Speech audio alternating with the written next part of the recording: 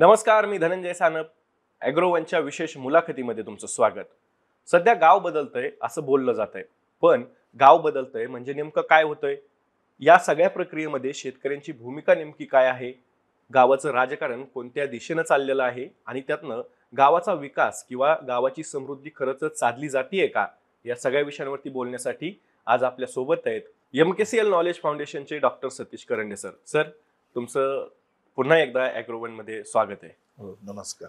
आपण गावाचा ज्यावेळेस विचार करतो त्यामध्ये गावामध्ये आपण जर का बघितलं तर ग्रामीण अर्थव्यवस्था ही शेतीवर आधारित आहे.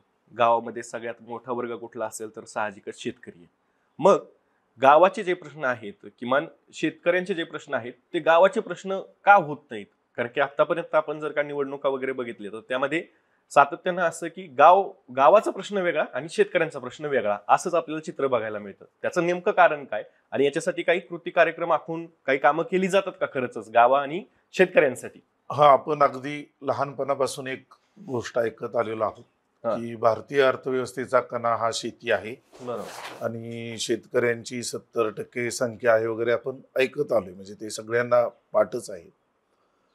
अलीकडे ती भाषा थोडी कमी झाली, परंतु अजूनही ग्रामीण अर्थव्यवस्थेचा कणा मात्र शेती आहे. आणि शेतीपूरक उद्योग, शेतीपूरक रोजगार अशा पद्धतीनं ग्रामीण अर्थकारण चालतं. परंतु ग्राम संस्था जी आहे किंवा ग्रामसभा आहे किंवा आपली जी त्रिस्तरीय पद्धती आहे, ग्रामपंचायत, तालुका पंचायत, जिल्हा परिषद, ह्याचा कारभार बघितला आणि शेतीमध्ये असणाऱ्या समस्या बघितल्या तर हे थोडं विसंगत सुरू आहे असं आपल्या लक्षात येतं. म्हणजे आपण कोणत्याही ग्रामपंचायतचं जर ग्रामपंचायतनी दावा केला की आम्ही विकास केला, असा आपण ज्यावेळेस ग्रामपंचायतचा दावा असतो त्या सत्ताधारी कुठला असेल त्या गटाचा, त्यावेळेस तो हमखास त्याचे पुरावे म्हणून बांधकाम देतो की आम्ही रस्ते बांधले, आम्ही ड्रेनेज लाईन बांधली, आम्ही शाळा बांधली. शाळेमध्ये शिकवतात का नाही हा विषय वेगळा, पण शाळा बांधली, अगदी स्मशानभूमी सुद्धा सुशोभित केली असं ते सांगितलं जातं. परंतु ह्या 5 वर्षामध्ये त्या गावामध्ये शेतीच्या अनुषंगाने ज्या काही समस्या आल्या, त्या समस्याचं व्यवस्थित पृथक्करण करून ते तुम्ही कुठं मांडलंय का, किंवा त्याच्यासाठी तुम्ही कुठं आग्रह व्यक्त केलाय का, किंवा त्या ग्रामसभा म्हणून काय भूमिका घेतली का, असं आपण ज्यावेळेस पाहतो त्यावेळेस आपल्या पदरी निराशा येते. मी एक उदाहरण या ठिकाणी देतो की 2 वर्षापूर्वी सोलापूर जिल्ह्यातल्या एका गावामध्ये खूप पाऊस झाला. म्हणजे एका रात्रीमध्ये माढा तालुक्यातलं रोपळे गाव, एका रात्रीमध्ये साधारण 250 मिलीमीटर पाऊस तिथं पडला. आणि त्यामुळं जे काही व्हायचं ते नुकसान त्या भागामध्ये झालं. आणि त्यावेळेस असं लक्षात आलं की पंचनामे करणारी यंत्रणा कुठली तर दुसरी आहे, भरपाईचं आश्वासन देणारा कोणतरी तिसराच नेता आहे, आणि ग्रामसभा मात्र त्यावेळेस तटस्थ म्हणा किंवा हतबल म्हणा किंवा अगतिक काय आपल्याला जे म्हणायचं ते म्हणू शकतो आपण, पण ग्रामसभेचं तिथं काही लक्ष आहे असं आपल्या लक्षात येत नाही. त्या गावामध्ये काही मृदा जलसंधारणाची कामं झाली म्हणून तिथं थोडी परिस्थिती बरी होती, पण तेवढाच पाऊस इतर परिसरात जो पडला तिथं अक्षरशः शेती वाहून गेल्या होत्या. आणि मग त्यावेळेस लक्षात आलं की नैसर्गिक जी संसाधनं आहेत त्याच्या सुरक्षिततेचा प्रश्न हा कृषी विभागाचा आहे, हा महसूल विभागाचा आहे का ग्रामसभेला याच्यामध्ये काय म्हणणं आहे, हा गोंधळ आहे असं आपल्या लक्षात येतं. त्यामुळं ग्रामसभेचं विकासाच्या प्रारूपामध्ये सध्या तरी शेती हा विषय नाही असं जाणवतं. जो काही शेतीविषयी काम केलं जातं ते रोजगार हमीतून शेतीमध्ये जे कामं होतात ती कामं केली जातात आणि त्याच्यामध्ये ग्रामसभा चा एक भूमिका आहे. पण स्वतःहून आमच्या शेतीच्या ह्या समस्या आहेत, आमच्याकडे ह्या पिकावर अमुक होते, हवामान बदलामुळे आमची शेती असं म्हणून काही ग्रामसभा काम करते असं काही दिसत नाही. शेतकरी जसा एकसारखा नाहीये सगळा, तसं गावं सुद्धा सगळी एकसारखी नाहीयेत असं आपल्याला चित्र पाहायला मिळतं. तर याच्या मागची नेमकी कारणं काय आहेत? जसं आपण शेतकऱ्यांना एकाच मोजमापात ठेवून त्याचं मोजमाप करू शकत नाही एका लाईनीत ठेवून, तसं गावांचं सुद्धा असतं का? हो, नक्कीच. म्हणजे शेतकरी तिथू काय एक असं म्हणणं थोडं चुकीचं ठरतं. कदर शेतकऱ्यांच्या कोरडवाहू आणि बागायत अशा दोन समस्या बरोबर. आहेतच. तसं गावामध्ये सुद्धा मोठी गावं, शहराच्या जवळची गावं किंवा जिथं थोडं सहकार क्षेत्रामुळे जिथं थोडा विकास झालेला आहे, त्या पट्ट्यातली किंवा त्या परिसरातली गावं आणि इतर गावं याच्यामध्ये नक्कीच फरक आहे आणि तो फरक अनेक बाबतीत आहे.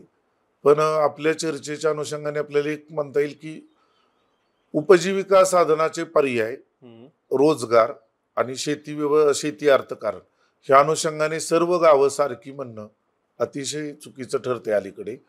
जी गावं आपण थोडे अभ्यास म्हणून, जी गावं नुकतीच नगरपंचायत झालीत, हम्म. त्या गावचा जर अर्थकारणाचा अभ्यास केला तर सर्व गावं सारखी, सर्व गावाला सारख्याच योजना, सर्व गावातले रस्ते कॉन्क्रीटचे करू असं म्हणणं थोडं चुकीचं ठरणार आहे. त्यामुळे आपल्याला उपजीविका साधनांचे पर्याय, त्या गावामध्ये असणारी शेती व्यवस्था, खरोखर शेतीवर असणाऱ्या लोकांचं संख्या किती आहे, प्रमाण किती आहे, ते खरंच 70% आहे का 50% आहे, असं सगळं वर्गीकरण करून आपल्याला दिशा घ्यावी लागेल. गाव जर का ते शहराच्या लगतचं असेल तर त्याच्यासाठी धोरणाच्या पातळीवर वेगळ्या काहीतरी उपाययोजना आखल्या पाहिजेत किंवा त्याची समृद्धी असेल किंवा त्याचा विकास घडवून आणण्यासाठी. आणि जे निव्वळच एखादं दर्याखोऱ्यात गाव आहे तर त्याच्यासाठीची जे काही उपाययोजना असतील किंवा विकासाच्या ज्या काही दिशा असतील त्या वेगळ्या असल्या पाहिजे, अशा पद्धतीचं प्रारूप असलं पाहिजे असं तुमचं म्हणणं आहे? हो, नक्की. म्हणजे अगदी आपण समजण्यासाठी सोपं आपण असं करूया की ज्या गावामध्ये मागच्या 50-40 वर्षापासून आठवडी बाजार भरतोय, त्या गावचं अर्थकारण तुम्ही जर बघितलं तर तिथं शेतीपूरक किंवा बिगर शेती उपजीविका साधनांची उपलब्धता आहे. त्यामुळे पूर्ण अर्थकारण त्यांचं पूर्ण शेतीवर अवलंबून आहे. ह्याच्या उलट आपण जे अगदीच 800 लोकवस्तीचं गाव आहे, 1200 लोकवस्तीचं गाव आहे किंवा 2000 लोकवस्तीची गाव आहेत, अशी जर गावं बघितली तर तिथलं जे उपजीविका साधन किंवा तिथलं ते अर्थकारण आहे, त्याचं शेती हा मुख्य कणा आहे. आणि ते गाव सुधारायचं असेल, म्हणजे खराखुरा विकास करायचा असेल तर आपल्याला तशा गावांमध्ये उपजीविका साधनांचे पर्याय वाढवावे लागतील, जेणेकरून त्या गावाच्या लोकांचं आर्थिक समृद्धी येईल त्यांच्याकडे आणि त्यामुळे राहणीमान सुद्धा सुधारेल. त्यामुळं आठवडी बाजार हा निकष मांडला तरी बरेच आपल्याला चित्र स्पष्ट होतं. बरोबर आहे. सुरुवातीला जसं मी म्हणालो की गाव बदलतंय, पण गाव बदलतंय म्हणजे नेमकं काय होतंय, गाव बदलण्याची ही प्रक्रिया नेमकी काय आहे? आता गाव बदलतंय याचे आपल्याकडे जे चर्चा करणारे, आपण ज्यावेळेस चर्चा करतो त्यावेळेस त्याचे दोन गट ठळकपणे दिसतात. कोणते? एक पहिला गट असं की आता खेडी सुद्धा मागे राहिली नाहीत बरं का. खेड्यात सुद्धा अमुक मिळते, खेड्यात सुद्धा कोल्ड्रिंक्स मिळतात, खेड्यांमध्ये सुद्धा घरं चांगली आहेत रंगरंगटी, खेड्यांमध्ये असं म्हणतो आणि आपणच समाधान व्यक्त करतो किंवा आपणच आपली पाठ थोपटण्यासारखं, खेडी मागे नाहीत असं करतो. आणि दुसरा गट जो आहे तो खेडी म्हणजे सर्व समस्याचं आगर आहे किंवा खेडे म्हणजे गरिबी, असं पण एक चित्र रंगवलं जातं. तर हे दोन्हीच्या मध्ये गाव आहे. आता जे बदललेलं गाव आहे ते दोन्हीच्या मध्ये आहे. आता पहिलं आपण ज्यावेळेस म्हणतो ना की गाव बदलतंय आणि आपले मग म्हणाल तसं आपले पुरावे असे असतात की गावात मध्ये सुद्धा बघा एवढे मिळते, एवढ्या ब्रँडची बिस्किटे मिळतात, एवढे कोल्ड्रिंक्स मिळतात, म्हणजे गाव बदललं. म्हणजे तुमचा बर्थडेचा केक हो, गावात मिळतो असं आपण म्हणतो आणि मग आपल्याला वाटतं गाव बदललं. पण एक आपण जर निरीक्षण केलं ना की गावामध्ये सुद्धा सगळ्या व्यवस्थेकडून, सगळ्या सरकारी योजनांकडून, सगळ्या धोरणांकडून बेदखल होणारा जो वर्ग आहे किंवा बेदखल राहिलेला वर्ग आहे स्वातंत्र्याच्या 75 वर्षानंतर सुद्धा, तो अजूनही खेडेगावात जास्त आहे. त्याचा एक साधा आपण पुरावा जर घेतला की बेदखल म्हणजे कसं की ज्याच्यापर्यंत सरकारी धोरणं पोचली नाहीत किंवा सरकारी योजना पोचल्या नाहीत, त्यांचं काबाड कष्ट, त्यांचं टंचाईचं जीवन हे आहे तसंच आहे. ह्याचे एक पुरावा आपल्याला असा देता येतो की आता जो गावामध्ये मजूर वर्ग आहे त्याच्यातला 60-70% मजूर वर्ग 3 पिढ्यापासून तोच काम करते, मजुरीच काम करत होता. मग तुमची शिक्षणाची गंगा त्यांच्यापर्यंत पोहोचली नाही का? म्हणजे त्याच्या आजोबा सुद्धा मजुरीच काम करत होतो, आजी मजुरी करते, तोही मजुरीच करते. मग त्याच्यापर्यंत शिक्षण पोचलं नाही का? किंवा त्याच्यापर्यंत काही उपजीविका साधनांची त्याच्यासाठी म्हणून काही पर्याय तयार झाले नाहीत का? असा बेदखल वर्ग आहे. तसाच गावातल्या शेतकऱ्यांमध्ये सुद्धा आहे. म्हणजे मी 2023ला आपल्याकडे महाराष्ट्रामध्ये कमी पाऊस होता 2023ला. म्हणजे बऱ्याच भागात खरीपाच्या पेरण्या सुद्धा झाल्या नव्हत्या. काही भागामध्ये जुलैमध्ये पाऊस पडला. त्यामुळे शेतकऱ्यांनी काही तूर म्हणा किंवा इतर पिकांच्या पेरण्या केल्या. आम्ही त्यावेळेस आमच्या प्रकल्पाच्या कामानिमित्त फिरताना हम्म. जे परंपरेनं उडीद आणि मूग अशी छोटी पिकं घेणारे शेतकरी आहेत, आपले विद्यापीठं काय सांगतात की 30 जून नंतर ह्या पिकांची पेरणी करू नका. 30 जून नंतर ह्या पिकांची पेरणी करू नका, का तर त्याचं उत्पादन येणार नाही.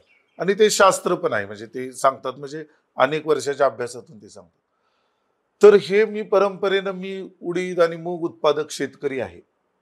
गेले 50 वर्ष मी हे करतोय. तर माझ्यासाठी अशी एखादी पिकाची जात तयार नाही झाली की मी जुलैमध्ये पेरू शकेल, किंवा माझ्यासाठी अशी एखादी पीक पद्धती नाही आली आकाराला की मला जुलैमध्ये सुद्धा पेरता येईल. म्हणजे मी अजूनही ढगाकडे बघायचं आहे आणि शेती करायची आहे. आणि आता माझं ढगाकडे बघण्याचं वारंवारता वाढली हवामान बदलामुळे. तर असा बेदखल शेतकरी वर्ग सुद्धा आहे, शेतमजूर वर्ग सुद्धा आहे, वंचित मागास वर्ग सुद्धा आहे, की जे वंचित समुदायाचे लोक आहेत, की त्यांच्यासाठी अनेक योजना आहे आपण असं म्हणतो. पण त्यांची मुलं जर 10वीतनच बाहेर पडत असतील, तर त्यांच्यासाठी तुम्ही कॉलेजवरच्या स्तरावर ज्या योजना केलेत त्याचे लाभार्थी ते कसे काय ठरतील? आपण अभ्यास करायला पाहिजे की किती गावातली मुलं पहिलीला होती त्याच्यातली 10वी पर्यंत किती गेली, याच्या अनेक अभ्यास आहेत. त्या अभ्यासाचाच एक दुसरा अभ्यास असा करायला पाहिजे की ते जे 10वी पर्यंत गेले नाहीत त्याचं वर्गीकरण केलं तर आपल्याला नक्की लक्षात येईल की ते कोरडवाहू शेतकऱ्यांची मुलं आहेत, ती शेतमजुरांची मुलं आहेत, जी उदर जगण्यासाठी म्हणून गाव सोडणाऱ्या समुदायांची ती मुलं आहेत. अशा अर्थाने गाव बदलते. दुसरा एक बदलाचं जे आहे, मी थोडं या प्रश्नावर थोडं तपशीलवार बोलू इच्छितो, की दुसरं जे हे बदलाचं आहे की गाव बदलतंय म्हणजे कसं, की गावातला सामाजिक सांस्कृतिक हे बदल सुद्धा सकारात्मक नाहीत होत, ते नकारात्मक पद्धतीनं होत आहेत. ते कसे? म्हणजे आपण जर बघितलं की तुम्ही अगदी मागच्या वर्षभरामध्ये एकच एकच थोडं छोटं सर्वेक्षण केलं, बातम्या बघितल्या, जिल्हा आवृत्ती असणाऱ्या वर्तमानपत्राच्या बातम्या बघितल्या, आणि गावामध्ये घडलेले गुन्हे जर याचा जर अभ्यास केला ना, तर त्या सगळ्या बातम्याच्या मुळाशी प्रत्येकाला चंगळवादी जीवन जगण्याची लागलेली आस, त्याच्यासाठी त्याच्यासाठी पैसा हवा, तो मिळवण्याचे मार्ग माझ्याकडे कमी आहेत पण मला तो हवा आहे, आणि त्यामुळं मग वेगवेगळ्या पद्धतीनं तरुण वर्ग असेल किंवा ज्यांना जो बेकार वर्ग आहे तो वेगवेगळ्या पद्धतीनं गुंतलेला आहे. आणि त्या अनुषंगाने गुन्हे म्हणजे हल्ला करणं, कंत्राटदाराच्या अनुषंगाने काही कामं होतात, किंवा काही आपण जे बघतो आता बीड वगैरे भागामध्ये जे जे घडलेलं आहे, किंवा तशा घटना अनेक ठिकाणी ज्या घडत आहेत त्याच्या मुळाशी हे आहे. तर असे सामाजिक सांस्कृतिक अनुषंगाने सुद्धा, सांस्कृतिक मी असं बोलेन की पूर्वीच्या गावोगावच्या यात्रा असतील, हरिनाम सप्त असतील, ह्याचं चित्र आता तुम्ही अलीकडे बघा, त्याच्यामध्ये सुद्धा तुम्हाला चंगळवादाची झलक दिसेल की त्याच्यामध्ये सुद्धा दोन पार्ट्यांचे दोन हरिनाम सप्ताह, दोन गावातल्या पार्ट्यांचे दोन जत्रेमध्ये, दोन यात्रेमध्ये गावच्या दोन वेगवेगळे करमणुकीचे कार्यक्रम, अशा अनुषंगाने सुद्धा गाव बदलते. म्हणजे मला असा अजिबात भाबडा विचार नाही सांगायचा की पूर्वी गाव खूपच सुंदर होतं आणि आता फारच वाईट झालं, असं नाही म्हणायचं. पण जो बदलाचा रेटा आहे, त्या बदल्याच्या रेट्या, जो बेदखल, मी मगा वर्णन केलेला जो बेदखल समाज आहे त्यांच्या जीवावर उठणारा तो रेटा आहे. बरोबर. त्या बिचाऱ्यांना, म्हणजे ग्रामसभेचं जर तुम्ही चित्र बघितलं तर त्या गावामध्ये जो समाज बहुसंख्याक आहे त्या समाजाकडे सत्ता असती त्या गावची. जो त्या भागामध्ये जो पूर्वीचा बलुतेदार समाज जो आहे की ज्याला आता आपण थोडं मागास, इतर मागासवर्गीय किंवा काही जे आपल्या घटनेने त्यांना जे नॉमेनक्लेचर केलेलं, त्या समाजाचा आवाज कमी असतो. त्यामुळे त्या समाजाच्या लोकांना याचा काय येत असेल रेटा, असे अभ्यास करायला पाहिजेत, आणि त्याच्यातनं मग हा बदल कसा सामाजिक आणि सांस्कृतिक आहे लक्षात येईल. सर, आता तुम्ही असा उल्लेख केलात की गावोगावी जंगी यात्रा, सप्ताह हे केले जात आहेत. दुसरीकडे आपण असंही म्हणतो की ग्रामीण अर्थव्यवस्था दिवसेंदिवस ढासळत चाललेली आहे. तर हा विरोधाभास नाही का वाटत मग, की एकीकडे मोठ्या प्रमाणात हा पैसा तर खेळतोय ग्रामीण अर्थव्यवस्थेत, असं पण चित्र वाटतं बऱ्याच जणांना. हो. आणि दुसरीकडे आपण म्हणतोय की अरे बेरोजगारी आहे किंवा ग्रामीण भागाचा विकास झालेला नाही, मग हा पैसा नेमका येतो कुठून? हा, बरोबर. आता तुमचा जो पहिला प्रश्न जो आहे की ग्रामीण अर्थव्यवस्था खंगत चाललेली आहे, हे अगदी सत्य आहे. हम्म, त्याच्याबद्दल काही दुमत नाही. म्हणजे पुणे, मुंबई, ठाणे, नाशिक हा पट्टा वगळला म्हणजे अ, अर्थतज्ञ नीरज आतेकरांच्या याच्यावर बराच अभ्यास आहे. त्यांचा अगदी अलीकडेच वर्तमानपत्रात लेख प्रसिद्ध झाला. हा पट्टा जर वगळला ना, तर राहिलेला जो महाराष्ट्र आहे, ग्रामीण महाराष्ट्र, हा आपण बिहार, उत्तर प्रदेशपेक्षा आपण खाली आहोत. हम्म, आपण उगाच एक भ्रम तयार केलाय की महाराष्ट्र हे फार प्रगत आहे. प्रगत म्हणजे तुम्हाला पुणे, मुंबईमध्ये आलं ना, की ते प्रगत झगमगाट दिसतो. तुम्ही हिंगोली जिल्ह्यामध्ये, वाशिम जिल्ह्यामध्ये जावा, मग तुम्हाला ते कळेल. म्हणजे एखादी गृहिणी जसं तिचं घर सजवती आणि तिचा दिवाणखाना थोडा सुंदर बनवती, थोडं जे काय आहे ते त्या दिवाणखान्यामध्ये मांडून तो थोडा आकर्षक बनवणं, तसं हे मुंबई, पुणे, नाशिक हा आपला महाराष्ट्राचा दिवाणखाना आहे. आतमध्ये सगळी पडझड झाली दिसतंय आपल्याला, बरोबर लक्षात आहे, येते. बरोबर आहे. तुम्ही सेनगाव, म्हणजे मी एका प्रकल्पासाठी सेनगाव तालुक्यात फिरत होतो. मला स्वतःलाच प्रश्न पडला की आपण महाराष्ट्रात आहोत की जे आपण लहानपणापासून ऐकत आले युपी बिहारमध्ये आहोत. असं चित्र आहे. अर्थव्यवस्था खंगत आहे, खरं आहे. आता दुसरा जो तुमचा प्रश्न आहे की जे संपत्तीचं प्रदर्शन ग्रामीण भागामध्ये सुद्धा दिसतं, हम्म, आणि ते सुद्धा खरंच आहे. हम्म, ते सुद्धा खरं आहे. संपत्तीचं प्रदर्शन दिसतं, लग्न मोठ्या प्रमाणावर होतात, त्याच्यानंतर वाढदिवस होतात, सप्ताह पंचतारांकित वाटावे असे संतांचा विचार खरं खूप चांगला होता, पण तो विचार सांगायसाठी हे अगदी पंचतारांकित नेपथ्य रचना करतात बरोबर. आणि त्याच्यात संतांचे विचार सांगतात, जे का रंजले गांजले म्हणून. असं असं सगळा विसंगत आणि दांभिकपणा पण दिसतो आपल्याला. हम्म, तर हे कसं आहे, मग मी जो म्हणाला ना, बेदखल समाजाने, हे गावामध्ये आपल्याला असा एक अभ्यासच करावा लागेल की खरोखर शेतीवर असणारी लोकसंख्या हे काम करते का, असं चंगळवादी जीवन त्यांचं आहे हम्म, का, कुठल्या तरी व्यवस्थेसाठी काम करणारे, म्हणजे मग ती राजकीय व्यवस्था असेल की मी राजकीय व्यवस्थेतला कार्यकर्ता आहे, मी कार्यकर्ता असल्यामुळं मी कंत्राटदार बनलो, मी कंत्राटदार बनणं माझं कायम राहण्यासाठी मी परत राजकीय व्यवस्थेमध्ये प्रत्यक्ष भाग घेतला हम्म, आणि त्याच्यातून मला माझी ग्रामपंचायत माझ्या ताब्यात असावं असं वाटलं आणि म्हणून मी माझी ग्रामपंचायत तशा पद्धतीनं ताब्यात ठेवली. मी मूळचा एका राजकीय पक्षाचा म्हणण्यापेक्षा राजकीय पक्षाचा नेत्याचा म्हणणं सुद्धा थोडं दाड, गाड. एका राजकीय नेत्याचा मी कार्यकर्ता आहे. तो काय ज्या पक्षात जाईल तिथं मी जाणारच आहे, तो भाग वेगळा, त्यामुळे मी पक्ष थोडा दुरुस्त केलं. आणि मग मला ते आवाज कायम राहण्यासाठी मला माझी ग्रामपंचायत ताब्यात हवी आहे आणि मग मी कंत्राटदार ग्रामपंचायत असं अशा याच्यात मी आहे आणि मग त्याच्यातून मला जो पैसा मिळवतोय त्या पैशातून माझं हे अशा पद्धतीचं व्यवहार चाललेला आहे. आणि असा समुदाय किती असेल, 5-10% वर अजिबात नसेल. म्हणजे जो काही झगमगाट हो, आहे झगमगाट. किंवा हा. लखलखाट आहे तो हो, यांचा आहे. तो त्यांचा आहे. हम्म, त्यांचं आहे ते.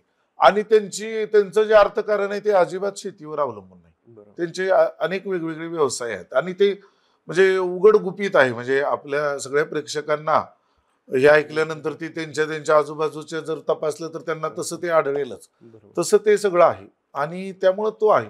त्यामुळं शहरात जशी विषमता आहे ना, की मुंबईमध्ये मलबार हिल आणि धारावी असं जे आहे ना, तसं गावामध्ये सुद्धा, मोठ्या गावामध्ये सुद्धा आहे की मला आज मी दिवसभर काम केलं, माझी रोजीरोटी भागली, मला उद्या सकाळी उठून कामालाच जायचंय, असं माझं 3 पिढ्यापासून सुरू आहे. बरोबर. तोही वर्ग त्याच गावात आहे. आता जर का आपण शेतकऱ्यांच्या संदर्भात विचार केला तर शेतकरी म्हणतात की आम्हाला शेतात काम करायला मजूरच मिळत नाही. साधारण हा. मजुरीचा विषय निघाला तर म्हणतात मजूर मिळत नाही. दुसरीकडे असं सुद्धा चित्र आहे की बेकार जे आहेत किंवा बेरोजगार जे युवा आहेत यांची संख्या मोठ्या प्रमाणात आहे. तर हे परस्पर विरोधाभासी नाहीये का मग, की एकीकडे मजूर टंचाई आहे आणि दुसरीकडे तरुणांची जत्तीच्या जत्ती आहेत ज्यांच्या हाताला काम मिळत नाही. हो, हे अगदी बरोबर आहे की मजूर टंचाई हा विषय शेतकऱ्यांच्या चर्चा विश्वात अलीकडे आहे. हो. आणि ते खरं सुद्धा आहे. फक्त तो त्याचा जर तपशील समजून घेतला तर त्याचे अनेक पैलू आपल्या लक्षात येतील, की मजूर टंचाईचे दिवस वर्षातले किती असतात, किंवा कशा पद्धतीची मजूर टंचाई असते. पण आज आपल्या चर्चेचा तो विषय नसल्यामुळं आपण असं मान्य करू की मजूर टंचाई आहे. मजूर टंचाई असल्यामुळं पीक पद्धतीवर सुद्धा तो दबाव येतो आणि पीक पद्धती सुद्धा बदलती. त्याचं एक उदाहरण म्हणजे ज्वारी पीक घ्यायला शेतकरी धजावत नाहीत का, तर मजूर टंचाई, हे अगदी खरं आहे.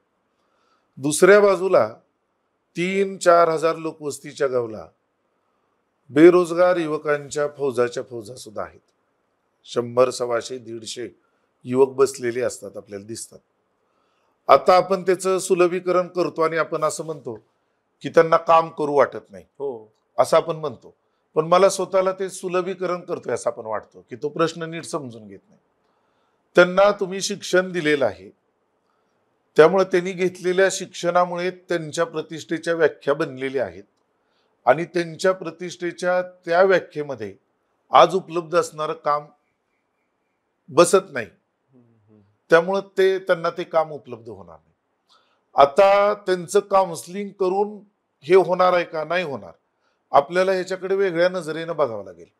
मला इथे एक साधं उदाहरण सांगेन, की फार ते संयुक्तिक नाही होणार, पण आपल्याला एक विचाराची दिशा घ्यायला सोपं पडेल. की मी मागे 4-5 वर्षापूर्वी स्पेनला गेलो होतो आणि आम्ही ज्या हॉटेलमध्ये उतरलो होतो त्या हॉटेलमध्ये रोजच तिथलं जे आहे फुलाच्या कुंड्या वगैरे बदलल्या जायच्या आणि ते वेगळं दिसायचं. मग एक 3-4 दिवस ते बघितलं आणि माझ्या असं लक्षात आलं की ह्यांनी म्हणजे मी चर्चा केली तर ह्यांनी ते कॉन्ट्रॅक्ट दिलेलं होतं. आता हे कॉन्ट्रॅक्ट घेणारी जी मुलं आहेत ना, ती मुलं त्या माद्रिद शहरामध्ये MBA शिक्षण घेत होते.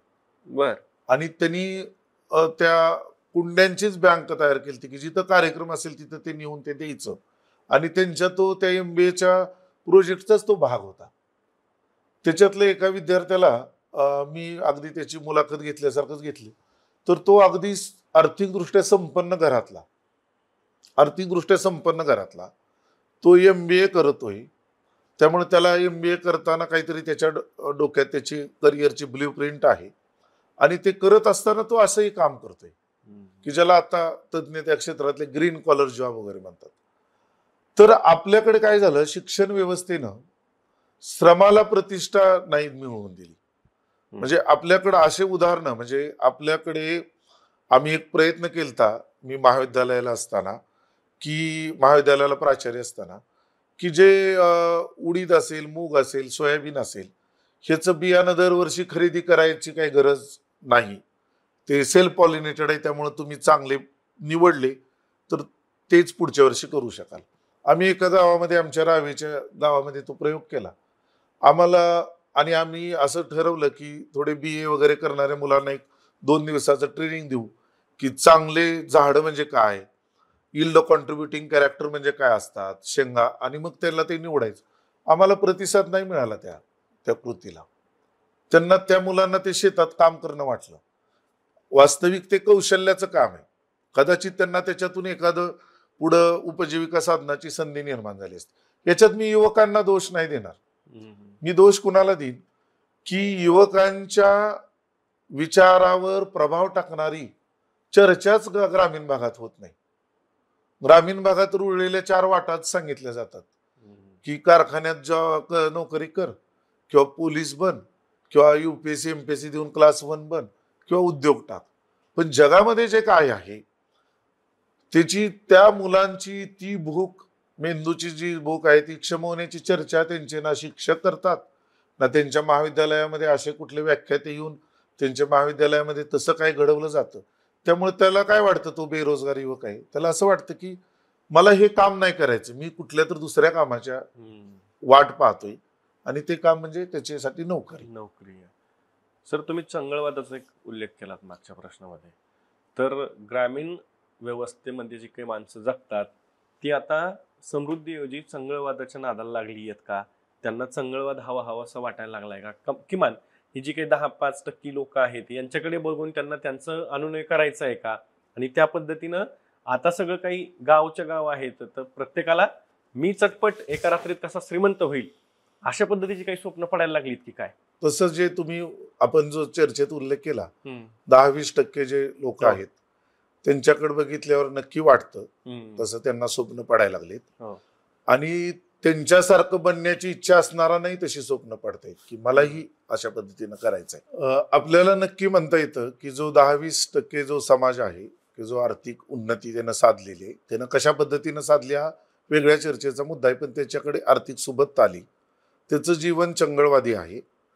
आणि तसंच मला जीवन जगायचे अशा एस्पिरेशन असणाराही 5-10% वर्ग तयार होतोय. बरोबर. तर आता चंगळवादावर चर्चा करताना आपल्याला एक गोष्ट लक्षात घ्यायला पाहिजे की चंगळवाद कशाला म्हणायचं. तर माझी कार्यक्षमता वाढेल अशा साधनांची मला आस असणं याला चंगळवाद नाही म्हणता येत. किंवा माझी कार्यक्षमता वाढती तर माझं मोबाईलच्या ऐवजी मला आता लॅपटॉप खरेदी करावा लागतोय, तर त्याला आपण चंगळवाद नाही म्हणणार.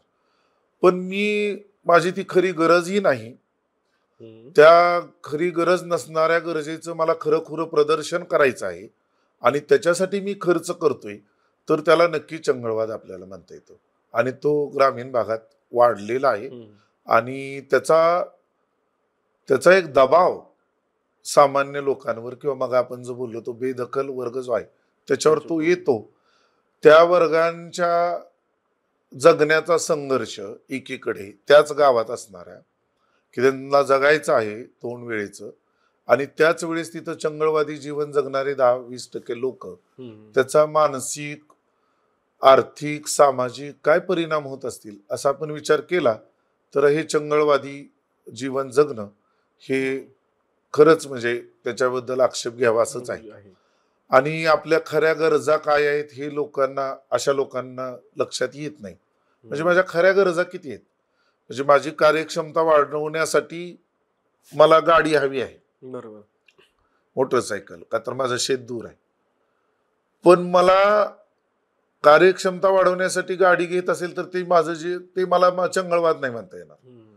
पण मला गावातून शेतात जायला एक गाडी, गावातून फिरायला जास्त आवाज व्हावा किंवा काय त्याला म्हणतात, मला शब्द आठवत नाही, किंवा मला एक गावात एक रुबाब दावायचा आहे म्हणून एक मला वेगळी गाडी हवी तर तो चंगळवाद म्हणावा लागेल. आणि त्याचं प्रमाण वाढलेलं आहे. गावामध्ये गावाचा प्रमुख कोण असतो, सगळे कार्यक्रम असू द्यात, त्या सगळ्या कार्यक्रमामध्ये कॉलर टाईट करून चालणारा एक प्राणी असतो आणि तो असतो गावाचा कारभारी, ज्याला आपण सरपंच असतो किंवा नवीन उदयास येणारं नेतृत्व जे असतं गावचं.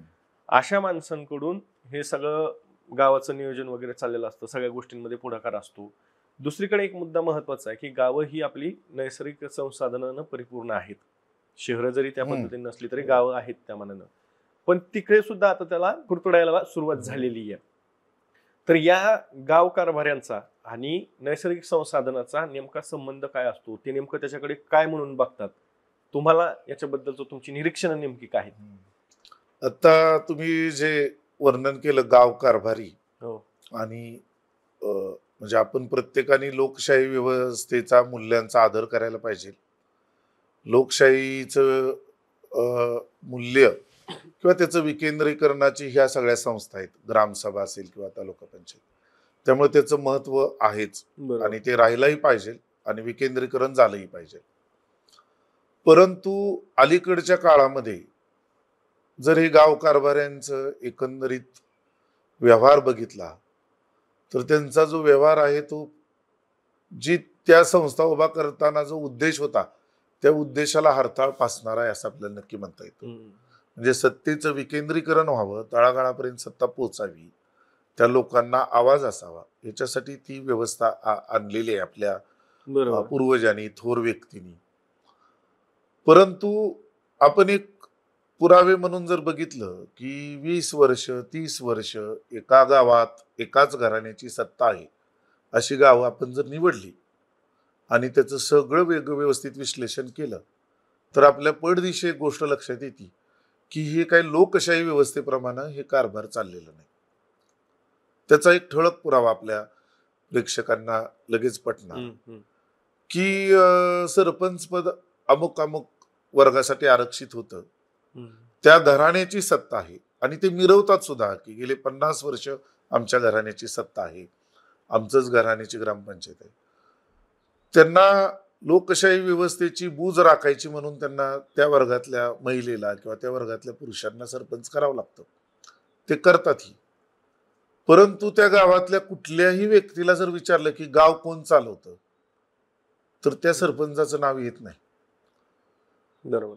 मला एक या ठिकाणी माझा अनुभव नमूद करायचा आहे की मी एका कृषी महाविद्यालयात प्राचार्य असताना रावेचा कार्यक्रम होता. म्हणजे ग्रामीण कृषी कार्यानुभव की विद्यार्थ्यांनी त्या गावात जाणं आणि राहणं. अशाच एका गावामध्ये एक दलित समाजाची महिला सरपंच होती. आणि ते जे वेगवेगळे कार्यक्रम विद्यार्थ्यांना करावं लागतं त्याच्या पत्रिका छापतात. आम्हाला 2 कार्यक्रम झाल्यानंतर लक्षात आलं की हे जे सरपंच म्हणून जे मिरवतायत, अगदी पत्रिकेवर नाव सुद्धा आहे, ते उपसरपंच आहेत. सरपंच तिसरंच कोणतर आहे.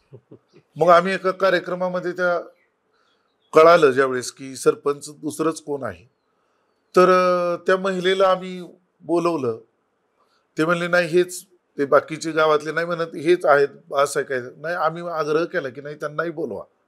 ती बिचारी शेतमजुरीला गेलेली होती कुठेतरी शेतात. ती आली त्या कार्यक्रमाला, सरपंच म्हणून उपस्थित राहिली. तिच्या अगोदर 2 कार्यक्रम उपसरपंच आणि सरपंच म्हणून करून टाकले होते. तर हे थोडं म्हणण्यापेक्षा हे चुकीचं आहे. व्यवस्था काय आहे की त्या समाजापर्यंत, त्या समाजातल्या व्यक्तीला आपल्याला त्याच्यापर्यंत ती सत्ता पोहोचवायची आहे. आणि हे चित्र तसं पाहायला, तशी मोजपट्टी वापरून आपण यश मोजलं ना, तर आपल्या पदरी निराशा येते पहा. म्हणजे एखाद्या समाजातल्या एखाद्या घटकाची महिला सरपंच झाली आरक्षणामुळे, पण ती स्वतःच्या ताकदीने परत तालुका पंचायत सदस्य झालेल्याची दुर्मिळातील दुर्मिळ घटना आहेत आपल्याकडे. बरोबर. ती परत तशी होत नाही. परत जर तिला आरक्षण मिळालं तरच ती होईल. तर हे थोडं लोकशाही व्यवस्थेला किंवा मूल्याला हे अपेक्षित नाही असं आपल्याला म्हणावं लागेल. आणि गाव कारभाऱ्यांचा जो एकंदरीत हे आहे, तो मग आपण सुरुवातीला वर्णन केलं, ते गावाचा विकासाचे एक ठरवलेलंच आहे की किती रंगरंगोटी करायची आणि किती बांधकाम करायची.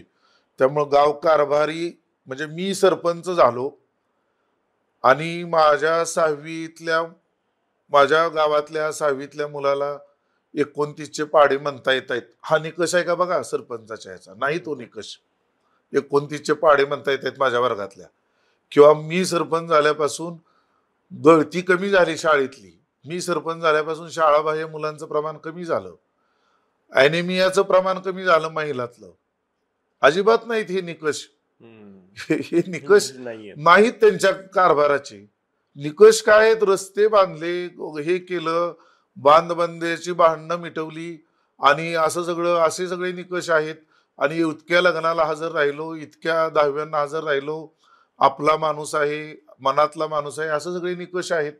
त्याच्यामध्ये त्यांना पण दोष द्यावा लागेल आणि त्यांच्या प्रभावाने मोहित झालेल्या जनतेला सुद्धा थोडा द्यावाच लागेल. की कामाचा माणूस म्हणजे माझी शाळा चांगली चालवणाऱ्याला कामाचा म्हणायचा, रेशन व्यवस्थेवर धान्य चांगलं पद्धतीने वाटते त्याला कामाचं म्हणायचं का? अशा पद्धतीनं बेरोजगारीची फौज गाठीला बांधलेली आहे, कंत्राटदाराचं कंत्राटदार म्हणून गाव कारभार हाकतोय त्याला चांगलं म्हणायचं? हे आपल्याला विचार करावा लागेल. आणि मग तुम्ही जो म्हणाले त्याच्याकडे मी येतो की नैसर्गिक संसाधनांची सुरक्षितता. नैसर्गिक संसाधनं म्हणजे तुम्ही आता बघा की आपण म्हणजे आता जे 50शीत आहेत त्या लोकांनी जर लहानपणाचं गाव आठवलं तर तुम्हाला चांगलं दिसेल की रम्य तळ्याकाठी वगैरे, रम्य नदीकाठी गाव. साधा एक निकष लावूया आपण की माझ्या गावच्या नदीचं पाणी माझ्या गावातले लोक पिऊ शकतात का? पिऊ शकत नाही. म्हणजे ते नैसर्गिक संसाधन सुरक्षित राहील नाही. माझ्या गावच्या शिवारातून किती माती वाहून जाती, काही माती वाहून जात नाही, म्हणजे मग ते माझी गावची जमीन सुरक्षित राहिली असं म्हणता येईल. माझ्या गावचे गायरानं, माझ्या गावच्या सार्वजनिक ठिकाणची झाडं, माझ्या शाळेच्या परिसरातली झाडं सुरक्षित आहेत का, त्याच्यात वाढ झालेली आहे का? हे नसेल तर मग ही व्यवस्था काय करते हा प्रश्न आहे. काही ह्या व्यवस्थेचेच वेस्टेड इंटरेस्ट आहे की ह्याचंही शोषण करा, वाळू काढा, व त्याचं करा, मुरुम गौण खनिजे म्हणून काढा, विका, त्याचं करा. ही व्यवस्थेचं साठलोट आहे का काय बघावं लागेल. आणि मग नैसर्गिक संसाधनाची सुरक्षितता नसल्यामुळं त्याची फळं तुम्हाला लगेच भेटणार नाहीत. त्याची जी दुष्फळ आहेत चांगली, त्याचे जे समस्या म्हणून तुमच्या पुढे येणार आहे, ते कधीतरी अतिवृष्टी झाल्यावर, कधीतरी दुष्काळ पडल्यावर ते लक्षात येणार आहे की आपली कशी वाताहत लागली. आणि तसा आवाज उठवणाऱ्या, हे कळत असेल गावातल्या 10-20% लोकांना हे चुकीचं घडते, पण त्या बिचाऱ्यांना आवाजही नाही. ते म्हणूही शकत नाहीत की माझी माझी साठी नदी माझ्या गावची चांगली राहायला पाहिजे, माझ्यासाठी माझ्या विहिरी चांगल्या राहायला पाहिजेत, माझी नदी चांगली सुरक्षित राहण्यासाठी याच्यातला वाळू उपसा कमी झाला पाहिजे, म्हणूही शकत नाहीत ते.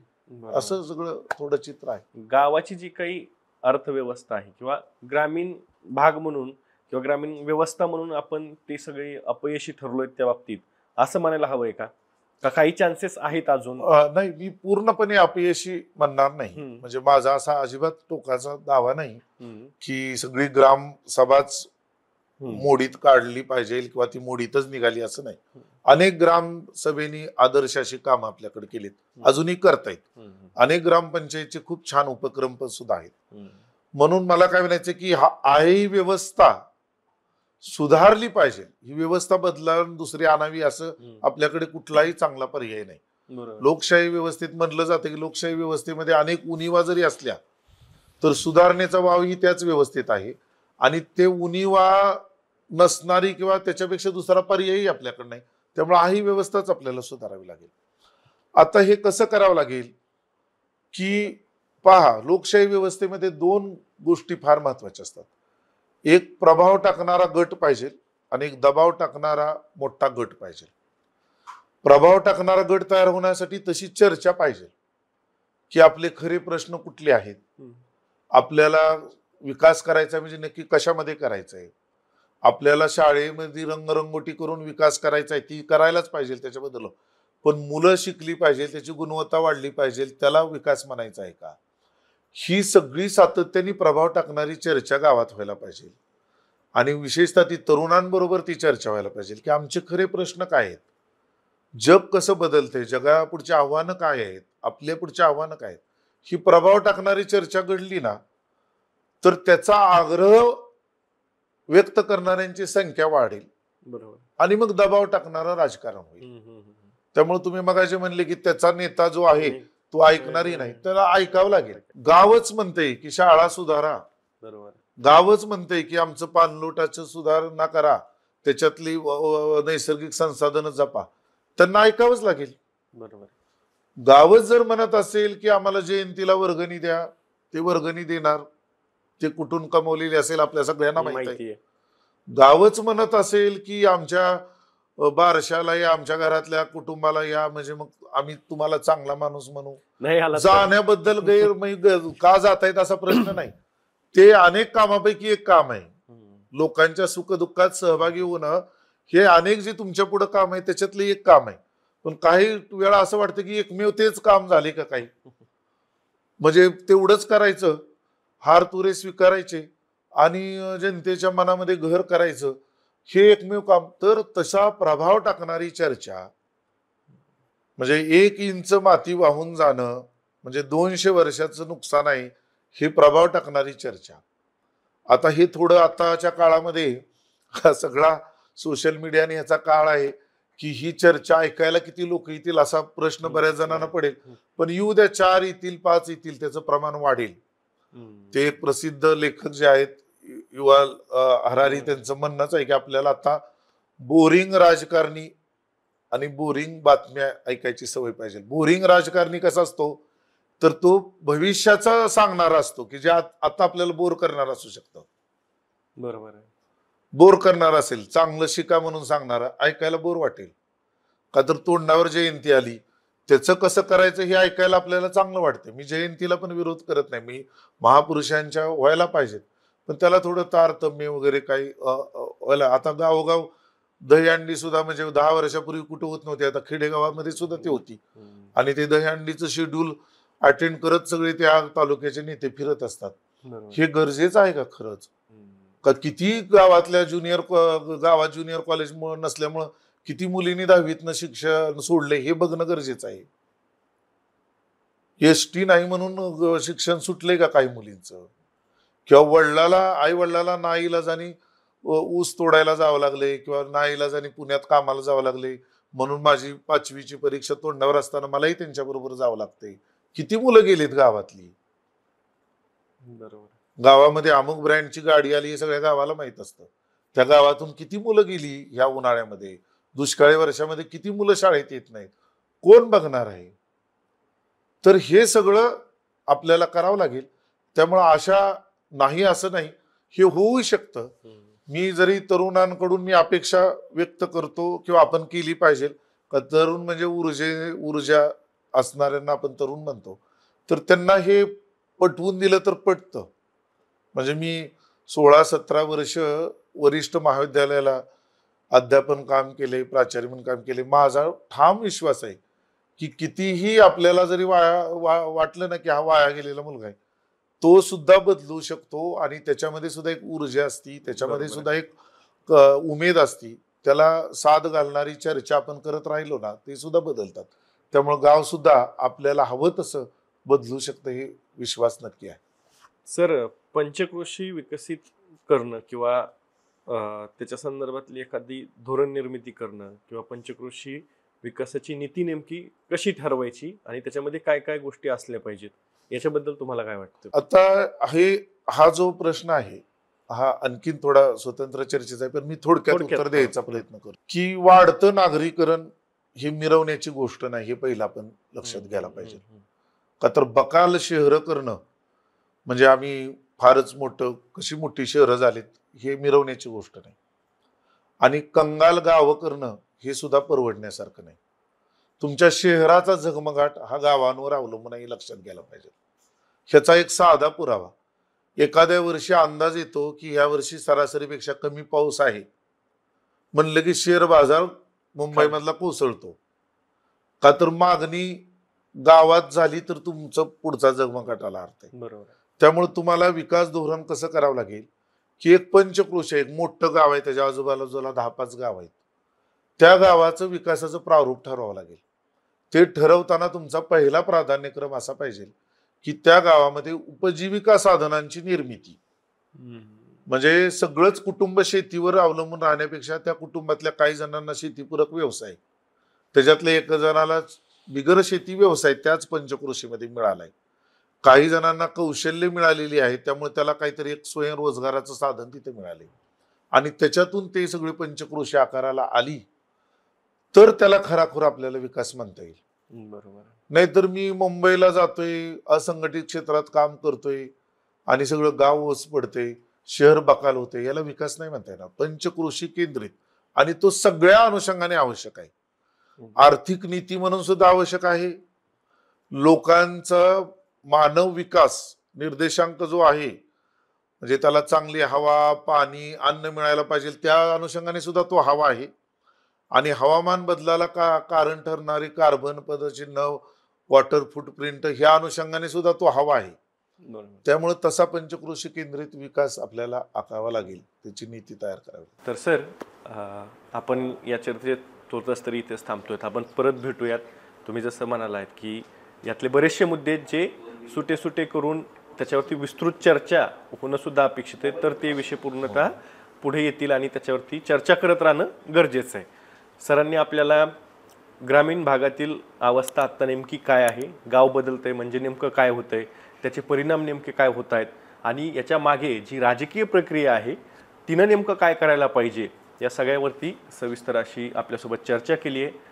तुम्हाला या चर्चेबद्दल काय वाटतंय? तुम्हाला वाटतंय का की गाव बदलत नाही आहे किंवा बदलतंय? तुमचं मत जे काही असेल ते कमेंट बॉक्समध्ये नक्की सांगा.